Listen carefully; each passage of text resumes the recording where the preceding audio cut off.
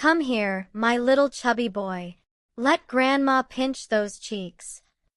My mother-in-law said these words with a smile on her face, her arms open wide, waiting for my 8-year-old son to run into them. She said them like they were terms of endearment, like she was showering him with love rather than slowly destroying his self-image. My son did not run to her. He walked slowly, his shoulders hunched, his eyes on the ground. When she pinched his cheeks and squeezed his middle, commenting on how much he had grown, he did not laugh. He just stood there, enduring it, waiting for the humiliation to end. That was the moment I knew something was wrong. Really wrong. Not just uncomfortable or annoying, but dangerous. My son was being damaged by a woman who claimed to love him, and if I did not stop it, the damage might become permanent. 3 months later, my son would be diagnosed with the early stages of an eating disorder. He was 8 years old. Let me start from the beginning. My name is Melissa Garrett. I am 31 years old, and I have been married to my husband Brian for 9 years.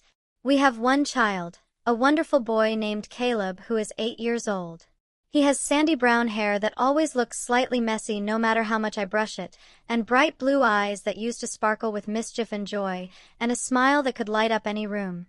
I say used to, because by the time I finally understood what was happening, that sparkle had dimmed. That smile had become rare. My vibrant, happy little boy had become anxious, withdrawn, and obsessed with something no 8-year-old should ever have to think about, whether he was fat. Caleb was never a thin child. He was what pediatricians call sturdy, what grandparents used to call healthy. He had round cheeks and a solid build, the kind of body that would probably stretch out and thin down as he got older and hit his growth spurts. His pediatrician was never concerned. His weight was proportional to his height. He was active and energetic and ate a balanced diet. There was nothing wrong with my son's body. Nothing at all. But my mother-in-law, Patricia Garrett, saw things differently. Patricia is a woman obsessed with appearances.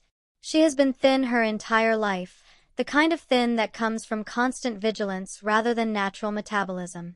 She counts calories. She weighs herself every morning. She comments on other people's bodies with the casual cruelty of someone who believes thinness is a moral virtue. I remember the first time I had dinner at her house, before Brian and I were even engaged. She served tiny portions on small plates, explaining that portion control was the key to maintaining a healthy weight. She watched what everyone ate, commenting if someone took seconds or did not finish their vegetables. "Brian tells me you like to bake," she said to me that evening. "I hope you are not the type to actually eat what you make. Nothing ruins a figure faster than homemade cookies." I laughed it off at the time, thinking she was joking. She was not joking. Over the years, I learned that Patricia categorized everyone she met by their body size. Thin people were disciplined, successful, worthy of respect. Anyone who was not thin was lazy, undisciplined, morally inferior. She said these things openly, casually, as if they were obvious facts rather than cruel judgments. "Did you see Carol at church?" she would say. "She has really let herself go. No self-control at all. The woman at the bakery must eat all the profits. No wonder she works in food service." Brian's cousin Marcus was always heavy. It is no surprise he has not done well in life. She raised Brian and his sister Laura to be the same way. From childhood, they learned that thinness was the highest virtue and that food was something to be controlled, restricted, earned. They learned to judge themselves and others by the numbers on a scale. Brian's sister Laura is anorexic, though the family does not use that word. They say she is careful about what she eats. They say she watches her figure. They pretend not to notice that she weighs less than she did in middle school, that her bones are visible through her skin, that she excuses herself to the bathroom after every meal. At family dinners, Laura pushes food around her plate without eating, cutting things into tiny pieces, rearranging them to make it look like she has consumed something. Patricia watches approvingly. "Laura has such wonderful self-discipline," she says. She knows how to take care of herself. Laura is slowly killing herself, and Patricia calls it discipline. Brian himself has a complicated relationship with food. He goes through cycles of restriction and indulgence, punishing himself for eating things he enjoys, treating meals as something to be earned rather than savored. He runs extra miles to work off a slice of birthday cake. He skips meals if he feels he has eaten too much the day before. He does not see this as a problem. He sees it as discipline. He sees it as what his mother taught him. I did not fully understand the dysfunction of Brian's family until Caleb was born. Before that, Patricia's comments about weight had been directed at me, subtle digs about whether I really needed that second helping or whether my jeans were getting a little tight. I dismissed them as the passive-aggressive nonsense of a difficult mother-in-law. I did not realize they were symptoms of a much deeper pathology. When Caleb was a baby, Patricia was delighted by his chubby cheeks and round belly. "What a healthy boy," she would coo. "Look at those rolls." It seemed affectionate. It seemed normal.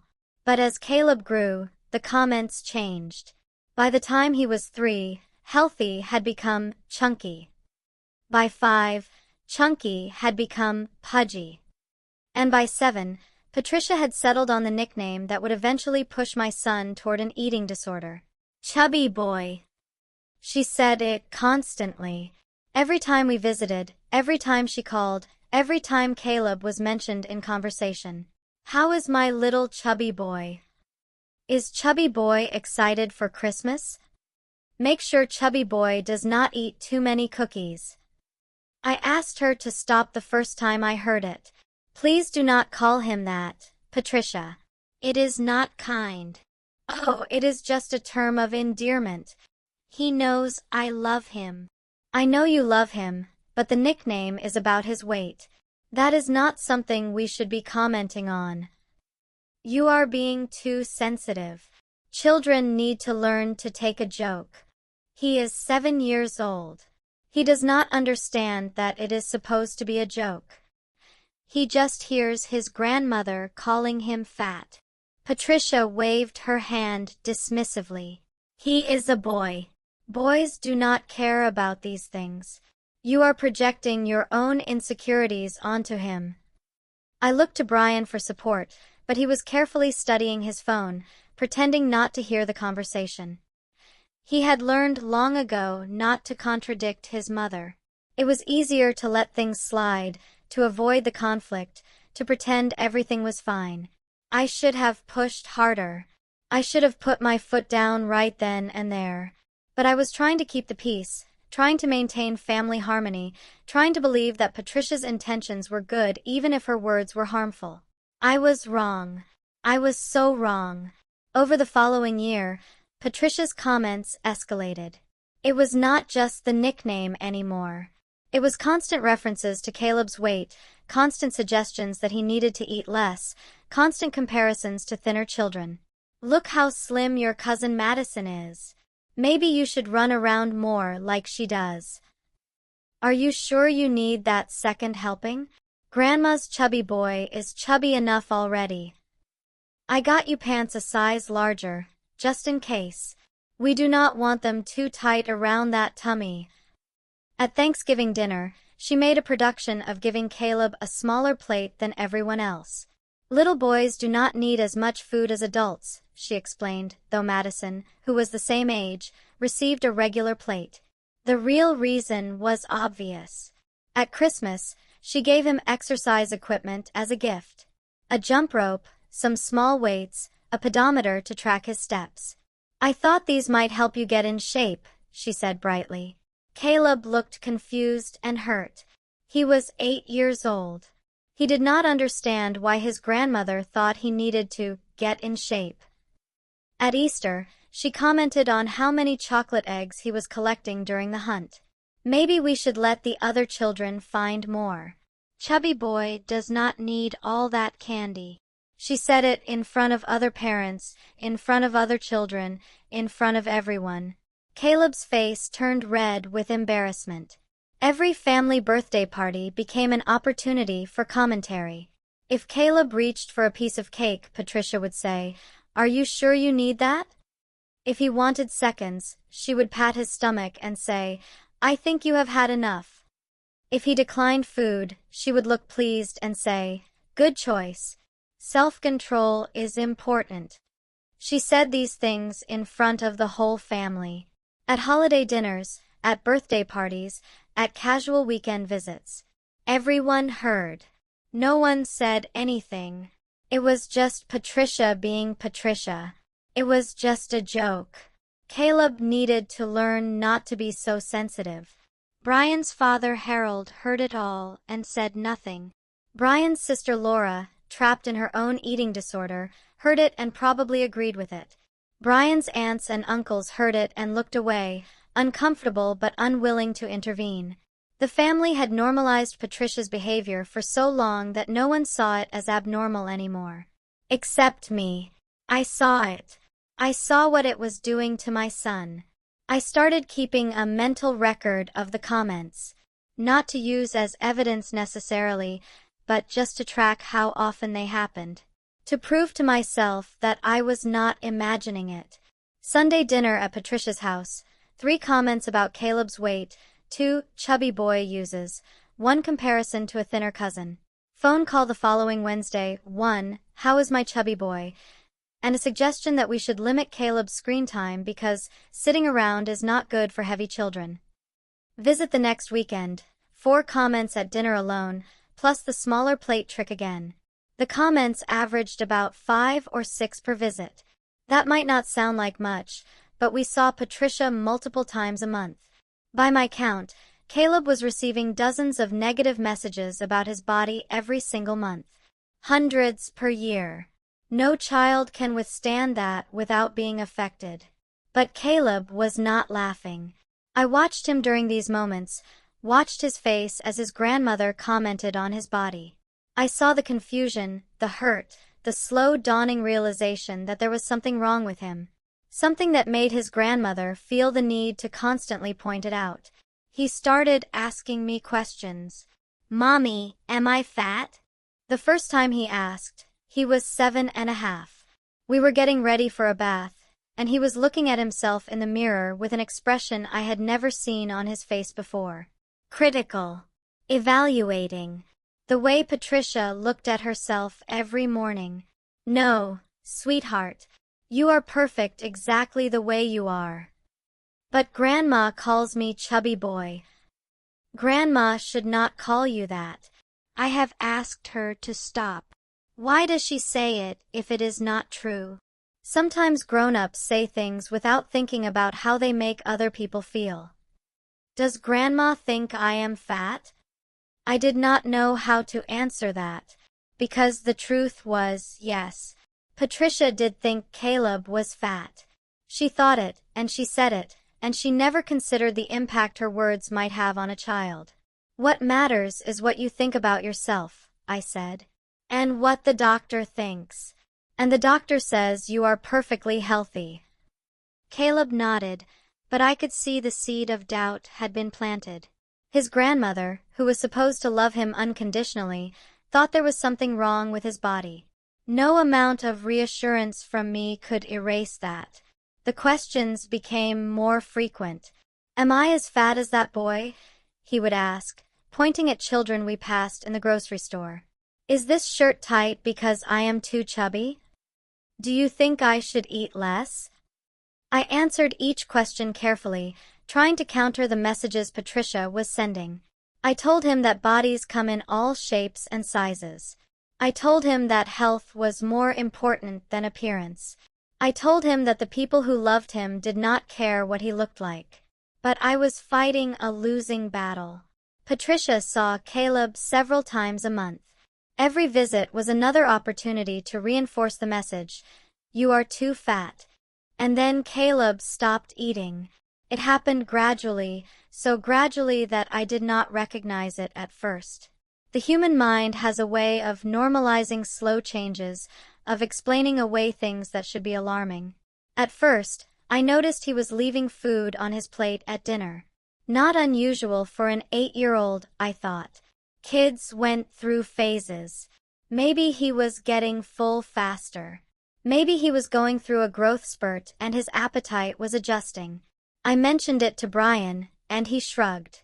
I was a picky eater at that age. He will grow out of it. Then he started skipping breakfast. I am not hungry, he would say when I put his cereal in front of him. My stomach feels weird. I took him to the pediatrician, worried he might be getting sick. Dr. Martinez examined him and found nothing wrong.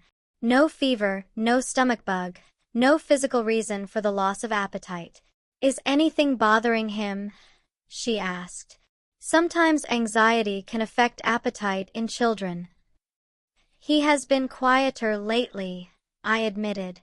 More withdrawn. Keep an eye on it.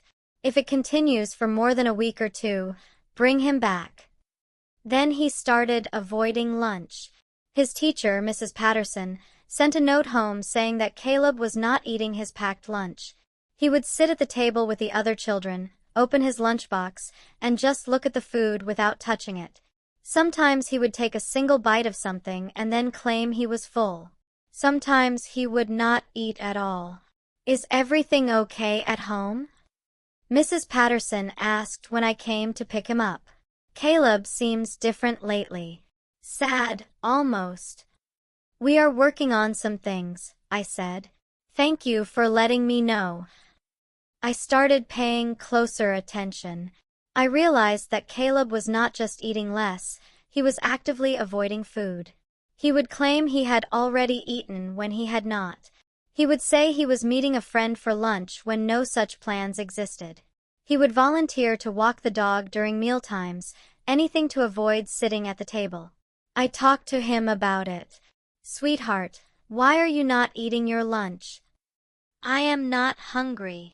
But you need to eat to have energy for school. I am trying to be less chubby. My blood ran cold. What do you mean? Grandma says I eat too much. She says that is why I am fat. So I am eating less so I will not be fat anymore. Caleb, you are not fat. Grandma should not have said that. But she says it all the time. It must be true or she would not say it. It is not true. And I am going to talk to Grandma about stopping those comments. It will not matter. She is right. I am the fattest kid in my class. Everyone can see it. He was not the fattest kid in his class. He was not even close to the fattest kid in his class. He was a perfectly normal 8-year-old with a perfectly normal body. But in his mind, warped by months of his grandmother's comments, he had become enormous. Grotesque. Something that needed to be fixed. The not eating continued and got worse. I started monitoring his meals more closely, watching to make sure he actually consumed food rather than just pushing it around his plate. I learned that Caleb had become an expert at appearing to eat without actually eating. He would cut food into tiny pieces and spread them around the plate to make it look like he had consumed more than he had. He would hide food in napkins and throw them away when I was not looking.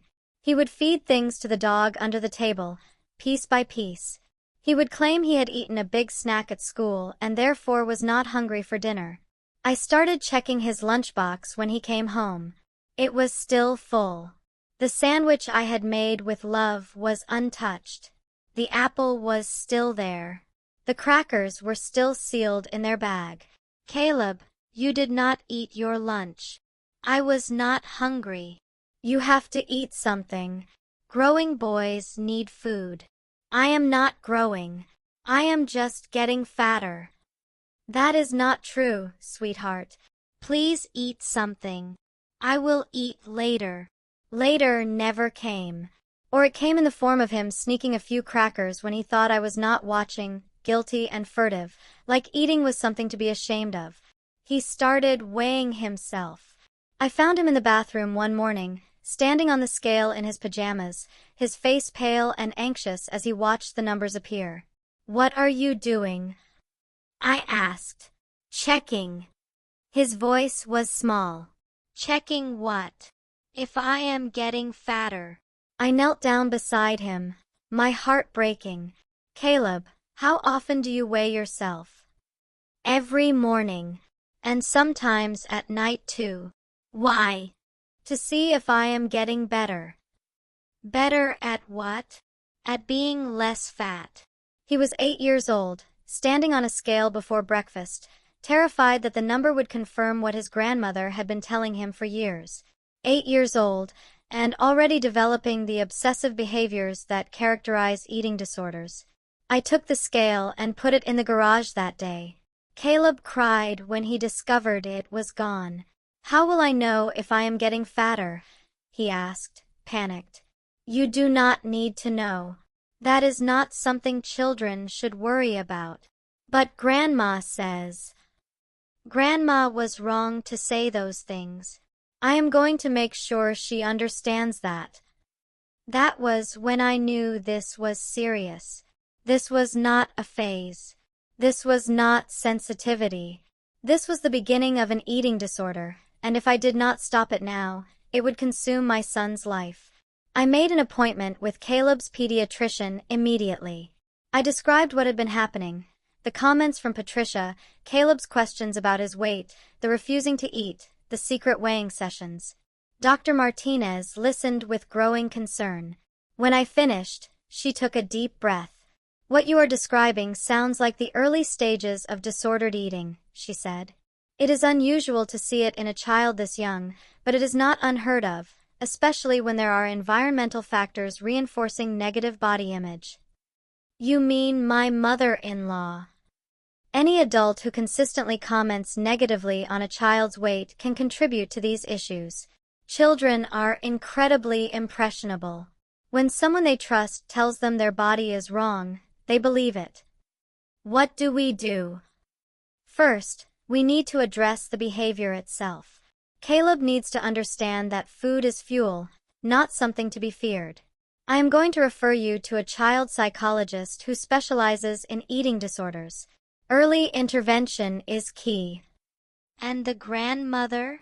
The comments need to stop. Completely and permanently. If the source of the negative messaging continues, any progress Caleb makes in therapy could be undermined. My husband does not see it as a problem. He thinks his mother is just being affectionate. Then your husband needs education too. What his mother is doing is not affectionate. It is harmful. Would he be okay with someone calling Caleb stupid every time they saw him? Because that is the emotional equivalent of what is happening. I left the doctor's office with a referral for therapy and a determination that I had lacked before. This was not about keeping the peace anymore. This was about protecting my child from real, documented psychological harm. I talked to Brian that night, after Caleb was in bed. I showed him the information Dr. Martinez had given me about childhood eating disorders. I explained what Caleb had told me about trying to be less chubby. I described finding him on the bathroom scale. Brian listened, his expression shifting from skepticism to concern to guilt. I did not realize it had gotten this bad, he said. It has been bad for a long time. I have been telling you that your mother's comments were harmful.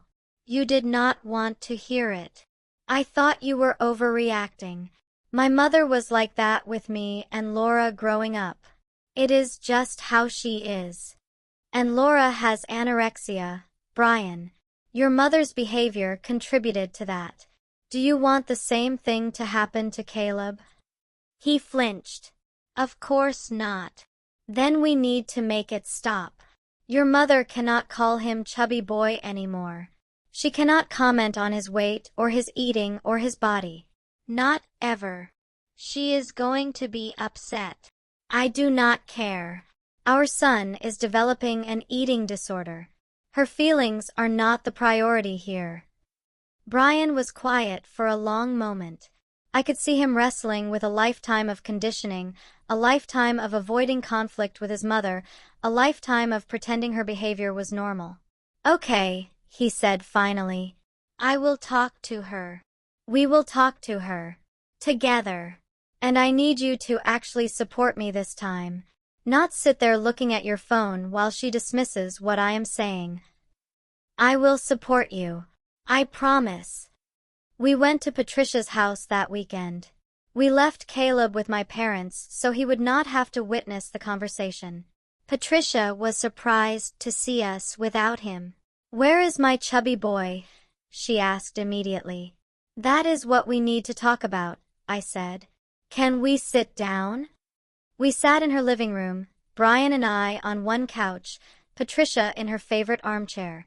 She looked at us with the wary expression of someone who sensed a confrontation coming. "Patricia," I began, "the nickname needs to stop.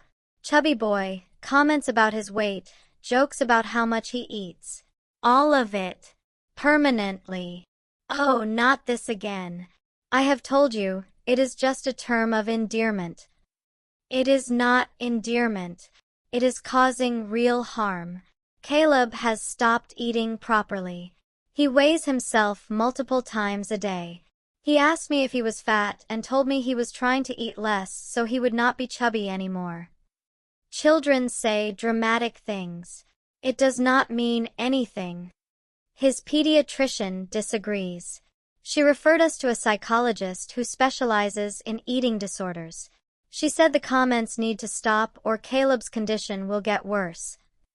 Patricia's face tightened. "Are you saying I gave my grandson an eating disorder?" "I am saying your comments contributed to a serious problem that we now need to address with professional help." "That is ridiculous.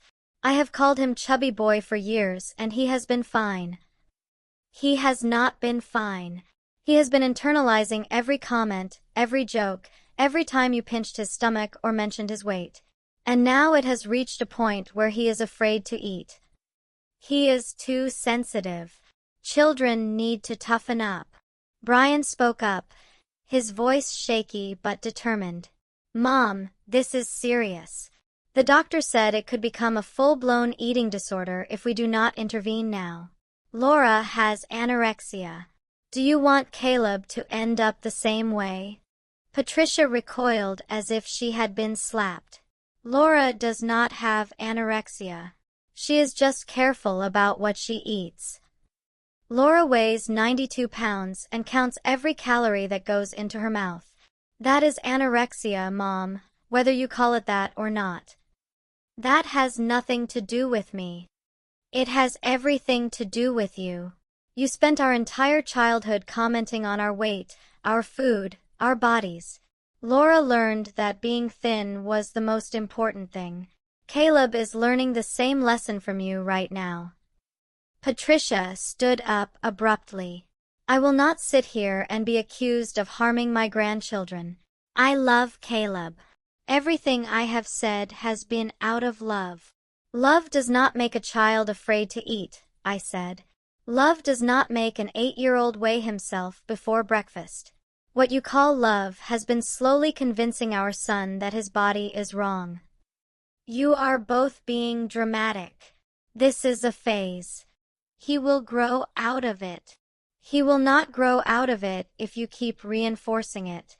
"Patricia, I am asking you clearly, will you stop making comments about Caleb's weight?" "I will not promise to walk on eggshells around my own grandson." "I am not asking you to walk on eggshells. I am asking you to not comment on his body. That is a simple, reasonable request." "And if I do not agree?" I looked at Brian. This was the moment we had discussed. The ultimatum we had prepared. "If you do not agree," I said, "then you will not see Caleb anymore. We will not bring him to your house. We will not allow him to be exposed to messages that are damaging his mental health." Patricia laughed, a harsh, disbelieving sound. "You cannot be serious." "I am completely serious. Our son's health is more important than your feelings. If you cannot stop yourself from commenting on his weight, then we will remove him from the situation." "This is blackmail. You are holding my grandson hostage. I am protecting my child. There is a difference." "From what?" "From love.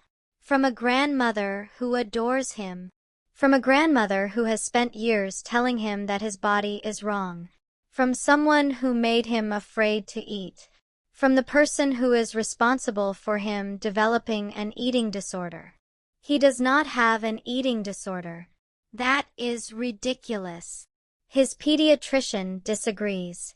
His therapist disagrees. Every professional who has examined him agrees that he is showing early signs of disordered eating and that your comments are a significant contributing factor.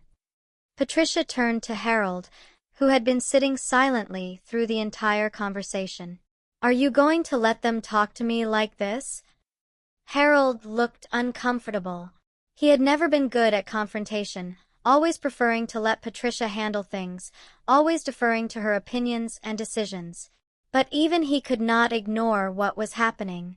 Maybe they have a point, he said quietly. You do comment on the boys' weight a lot. Patricia stared at him as if he had betrayed her. Harold, I am just saying. I have heard you call him Chubby Boy. I have heard you mention his portions. If the doctors think it is causing problems. The doctors are overreacting. Everyone is overreacting. A child cannot develop an eating disorder from a few harmless comments. They are not harmless, I said. That is exactly the point. They seem harmless to you, but to an 8-year-old who hears them constantly, they become his reality.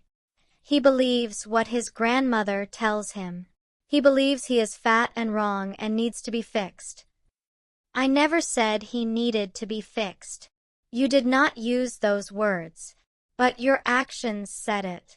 Every time you gave him a smaller plate, every time you commented on his eating, every time you pinched his stomach or compared him to thinner children, you taught him that his body was unacceptable. Patricia sat back in her chair, her face flushed. For the first time, she looked uncertain. The confidence that had carried her through decades of commenting on people's bodies was wavering. I did not mean to hurt him, she said finally. I wanted him to be healthy. He was healthy. His pediatrician confirmed it. There was never anything wrong with his weight. But he looked like a normal child. A child whose body was exactly right for his age and height. Your perception was the problem, not his body. Patricia was quiet for a long moment. I could see her struggling, wrestling with the possibility that she had been wrong. It was probably the first time anyone had forced her to confront the consequences of her behavior. Brian, are you going to let her talk to me like this? Brian took a deep breath. Mom, she is right. I have watched what your comments have done to Caleb. I have seen him change over the past year. He used to be such a happy kid, and now he is anxious and withdrawn and afraid to eat. I am not going to let that continue. So you are choosing her over your own mother. I am choosing my son over your need to comment on his body. Those are two different things. The conversation went nowhere after that. Patricia refused to acknowledge that her comments were harmful. She insisted we were overreacting, being dramatic, looking for someone to blame for Caleb's sensitivity. She would not promise to stop. So we left. We walked out of her house, and we did not bring Caleb back. The weeks that followed were difficult. Patricia called constantly, leaving voicemails that alternated between angry accusations and tearful pleas. You are keeping my grandson from me over nothing. This is cruelty. I am an old woman who loves her grandchild. How can you be so heartless? Brian, please talk to your wife. She has poisoned you against your own mother. I will never forgive you for this. You are destroying this family. She recruited other family members to intervene on her behalf. Brian's aunt called to say we were being cruel. His father called to say we were tearing the family apart. His cousin sent a long email about how children these days are too sensitive and how back in her day, grandparents could say whatever they wanted. The pressure was intense. Every day brought new messages, new arguments, new attempts to make us doubt ourselves. Were we overreacting? Was Patricia right that Caleb was just too sensitive? Were we damaging our family relationships over nothing? Through it all, Brian stood by me. He did not waver, did not cave to the pressure, did not suggest that maybe we were overreacting. He had finally seen what his mother's behavior was doing to our son, and he was not going to let it continue. "She is going to keep calling," he told me one night, exhausted from another round of family interventions. "She is never going to accept that she did anything wrong." "I know. But we are doing the right thing." "Yes, we are. Caleb is more important than her feelings." "Yes, he is." That became our mantra. Caleb is more important than her feelings. We said it to each other when the pressure got intense. We said it when family members accused us of being cruel. We said it when Patricia's voicemails made us question ourselves. Caleb started therapy. Dr. Reyes, his psychologist, specialized in childhood eating disorders and body image issues. She was warm and patient and understood exactly what Caleb was going through. The first few sessions were just about building trust.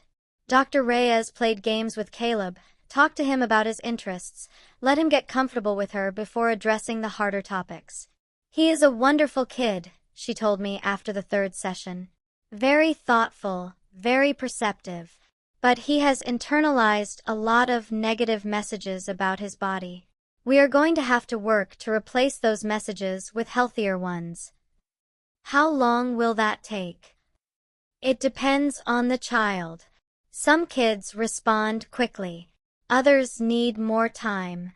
The important thing is that we have caught this early. The longer these patterns continue, the harder they are to break." The therapy was slow and sometimes painful. Caleb had internalized so many negative messages that unpacking them took time. Dr. Reyes used techniques designed for children, drawing exercises where Caleb depicted himself and his body, role-playing scenarios where he practiced responding to negative comments, guided discussions about what bodies are for and why all sizes are okay. She also worked with me and Brian, teaching us how to reinforce positive messages at home. We learned to compliment Caleb on what his body could do rather than how it looked. We learned to talk about food as fuel rather than as something to be earned or restricted. We learned to model healthy attitudes about our own bodies. It was not easy. Brian had to confront his own disordered eating patterns, the ones his mother had instilled in him since childhood. He had to learn that his son was watching, absorbing, learning how to relate to food and body by observing his father. "I never realized how much I talk about needing to work off meals," Brian admitted. "Or how often I skip eating because I feel like I do not deserve it." "Your mother taught you those patterns," Dr. Reyes said. "And you almost passed them on to Caleb. Breaking the cycle is the most important thing you can do." Gradually, Caleb started to improve. He ate breakfast without being prompted. He finished most of his lunch. He stopped obsessively tracking what he had eaten and when. He stopped weighing himself, partly because the scale was gone, but partly because he had learned that the number did not define him. Dr. Reyes gave him a new framework. Bodies are tools for living, not objects to be judged. He stopped asking if he was fat. The first time he ate a piece of cake without guilt or hesitation, I almost cried. It was at his friend's birthday party, 3 months after we had started therapy. Caleb took a slice of chocolate cake, ate the whole thing, and then asked for seconds. "Is that okay, Mommy?" he asked, looking at me uncertainly. "Of course it is okay. Cake is for enjoying." Dr. Reyes says sometimes food is just for fun, not for fuel. Dr. Reyes is absolutely right. He ate his second slice with a smile on his face, and I watched him with tears in my eyes. My son was healing. The damage Patricia had done was being undone, slowly but surely. "Why does Grandma call me Chubby Boy?" he asked me during one of our conversations. "Because Grandma has some wrong ideas about bodies and weight. She grew up thinking that thin was good and not thin was bad. She did not mean to hurt you, but she did." Is that why we do not see her anymore? Yes. Daddy and I decided that you needed a break from hearing those comments. You needed time to learn that there is nothing wrong with your body. Dr. Reyes says bodies come in all sizes and they are all okay. Dr. Reyes is absolutely right. I still feel fat sometimes. Those feelings might take a while to go away. But they are not true. You are healthy and strong and perfect exactly the way you are. Do you think Grandma will ever stop saying mean things? I hope so, sweetheart. I really hope so. After 3 months of no contact, Patricia finally reached out with something other than anger. She sent a letter, handwritten, addressed to both Brian and me. The letter was not exactly an apology. It was more of an acknowledgement. She admitted that she had been overly focused on Caleb's weight. She admitted that her comments might have been interpreted negatively. She expressed hope that we could rebuild the relationship. It was not enough, but it was a start. We met with her without Caleb, laying out exactly what needed to change. No nicknames related to his body. No comments about his weight, his eating habits, or his appearance beyond normal compliments. No comparisons to other children. No suggestions about dieting or exercise. Patricia agreed, reluctantly. She clearly still did not fully understand what she had done wrong, but she was willing to modify her behavior to regain access to her grandson. I still think you are overreacting, she said at the end of our meeting. But if this is what it takes to see Caleb, I will do it. We need more than compliance, Patricia. We need you to understand why these rules exist. I understand that you believe I did something wrong. That will have to be enough. It was not enough, not really. But it was the best we were going to get from her, at least for now. Some people are not capable of the kind of self-reflection that would allow them to truly understand the harm they caused. We started with short, supervised visits. I stayed in the room the entire time, listening for any problematic comments, watching for any signs that Patricia was falling back into old patterns. The first few visits were awkward. Patricia was hyper-aware of my presence, editing herself constantly, choosing her words with unusual care. You look healthy, she would say, swallowing whatever adjective she had originally intended. Have you grown taller? You seem bigger. I mean, taller. Just taller. It was clumsy, but it was better. The absence of negative comments was progress, even if genuine positive messages were still beyond her reach. Caleb, who had been anxious about seeing his grandmother again, gradually relaxed. The visits became less tense. Patricia learned to talk about things other than Caleb's body, his school projects, his friends, his hobbies, his interests. She learned that there were many ways to connect with a grandchild that did not involve commenting on his appearance. Grandma asked me about my Legos today, Caleb told me after one visit. She wanted to see what I was building. That is wonderful. Did you show her? Yes. She said it was impressive. She said I was creative. That is a nice thing to say. She did not call me Chubby Boy. No, she did not. I liked that. I know, sweetheart. I am glad. The visits slowly lengthened.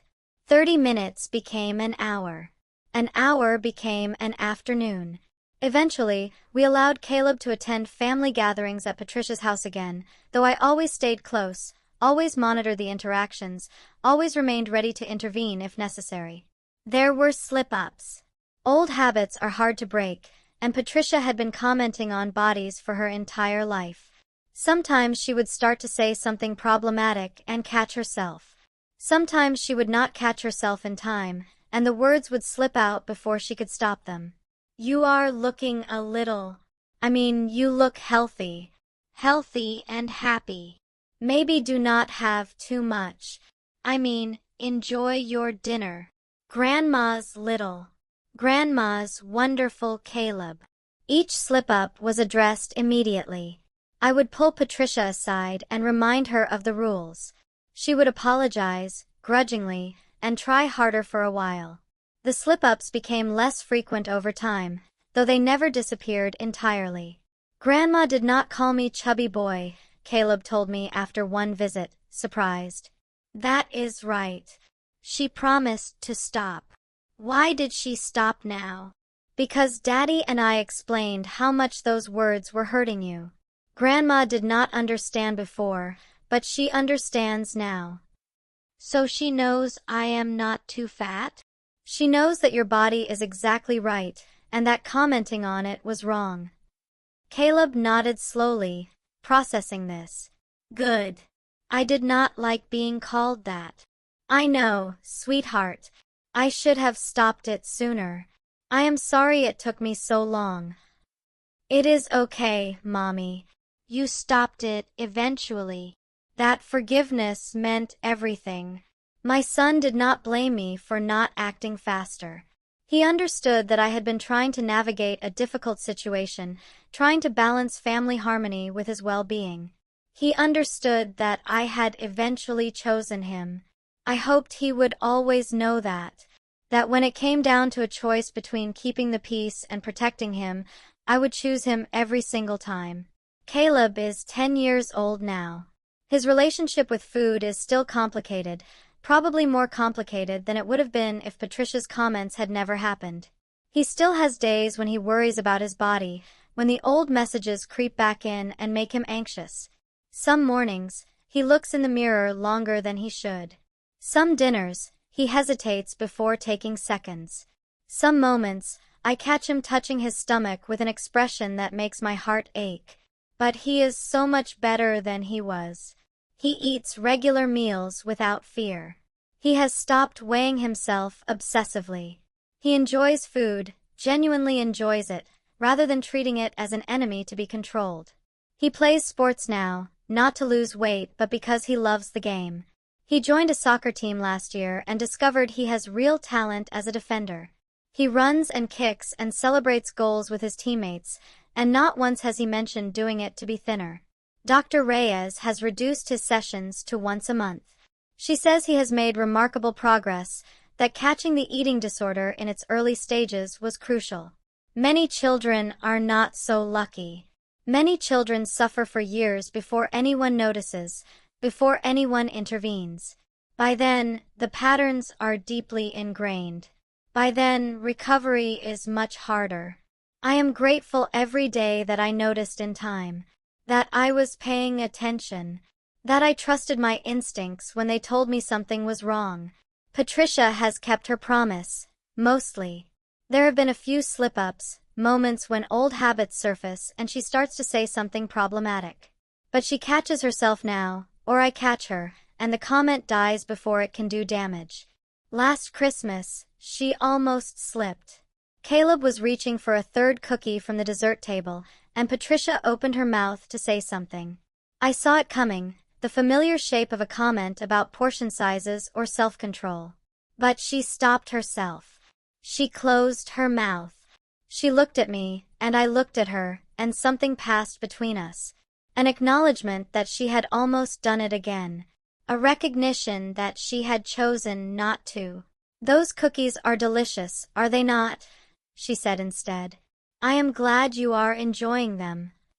It was a small moment, insignificant to anyone who did not know the history. But to me, it meant everything. Patricia had the impulse to comment on Caleb's eating, and she suppressed it. She chose not to harm him. She chose to be better. That is all I can ask of her. Not perfection, but effort. Not understanding, but restraint. She does not have to comprehend why her comments were damaging. She just has to stop making them. Our relationship with her is not warm. It probably never will be. I cannot forget what she did to my son, even if I have moved past the worst of my anger. I cannot look at her without remembering Caleb on that bathroom scale, his face pale with anxiety, checking to see if he had gotten fatter overnight. I cannot forgive her for the months of therapy my son required. I cannot forgive her for the fear she instilled in him, the way she taught him to see his own body as something shameful. I cannot forgive her for the look in his eyes when he asked me if he was fat, but I can coexist with her. I can allow her to be part of Caleb's life in a limited, supervised way. I can recognize that she loves him, even if her love was twisted and harmful. I can give her the opportunity to do better. That is as much grace as I have to give. But Caleb has a grandmother again. He has a relationship with her that is not based on her criticism of his body. He can enjoy family gatherings without bracing himself for humiliation. He told me recently that he likes visiting Grandma now. She tells me about her garden, he said. She is teaching me about plants and flowers. Did you know that roses need to be pruned in a special way? I did not know that. Grandma knows a lot about gardening. She said next spring I can help her plant vegetables. That sounds wonderful. She said my hands are good for planting because they are gentle. My hands are good. Not my body is wrong. My hands are good at something. Patricia had found a way to compliment her grandson that had nothing to do with his size or shape. She had found a way to value him for his abilities rather than criticizing him for his appearance. It had taken an ultimatum and months of no contact and endless difficult conversations. But Patricia had changed, at least in this one way. She had learned to see Caleb as more than a body to be evaluated. That is worth the awkwardness. That is worth the difficult conversations and the ultimatums and the months of no contact. My son's mental health is worth any price. Dr. Reyes told me something that has stuck with me throughout this whole experience. She said that the messages children receive about their bodies in childhood often stay with them forever. The negative things we say to kids become the negative things they say to themselves as adults. I think about that constantly. I think about all the adults walking around with critical voices in their heads, voices that sound like their mothers or their fathers or their grandparents. Voices telling them they are too fat, too thin, too ugly, too awkward. Voices that were planted in childhood and never went away. Patricia's words could have become Caleb's internal voice. Chubby boy could have become the way he saw himself for the rest of his life. He could have grown up hating his body, restricting his food, never feeling good enough no matter how thin he became. Laura, Brian's sister, lives that reality. She is in her 30s now, still counting calories, still terrified of gaining weight, still hearing her mother's voice every time she looks in the mirror. She will probably struggle with this for the rest of her life. Patricia's legacy, living in her daughter's tortured relationship with her own body. I stopped that for Caleb.